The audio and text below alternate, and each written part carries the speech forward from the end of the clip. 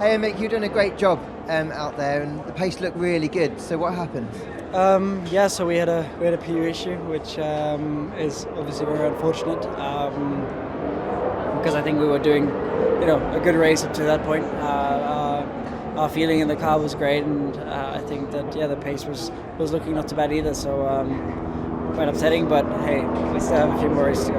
And plenty of positives to take from the weekend. Qualifying was so strong, and up until that point, it was going so well. Yeah, it did, and I think that in terms of pace, again yesterday, but also today, it looked very strong. So it's a good thing.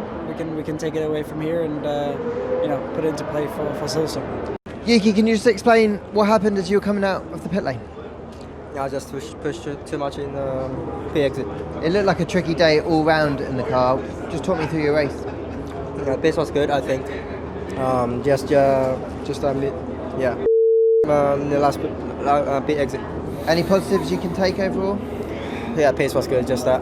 Yeah, I think it was good. Come back from FP2. FP2 was not didn't have that much of pace. So I think we recovered from that one. Hey, so it looked like hard work out there, but P5 from the back, how does that feel? Not great. It's a super frustrating race.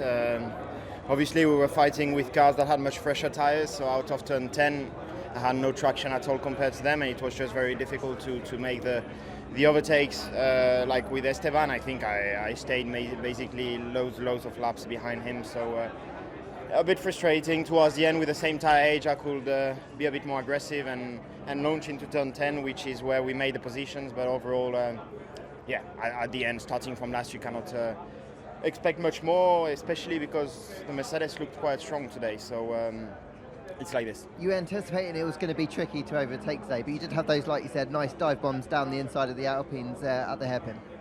Yeah, I had to be a bit more aggressive than what I would have liked, obviously. I knew that I had to take points today, but nothing really went our way today with the pit stop also, where we struggled at the pit stop, and that made us fall behind the 4 cars that we were trying to clear. So then I was in another DRS train and had to make up for it. So it's like this, but considering the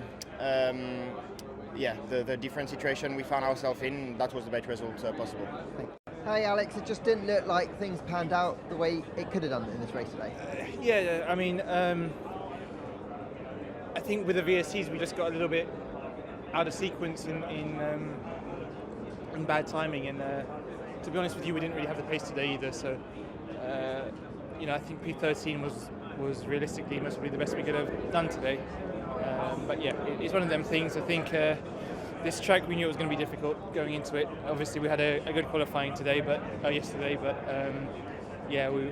in the first few laps, I could tell it was going to be a tricky race. Were you surprised by the lack of pace? I know on Friday you thought it was going to be okay. Yeah, I did. I was hopeful, but in Friday we were already maybe half a second to a second slower than the next car. That's not ideal. I still think we could have most probably maximised the result a little bit better. I don't know what we could have done, but I'm sure we can have a look at it and see.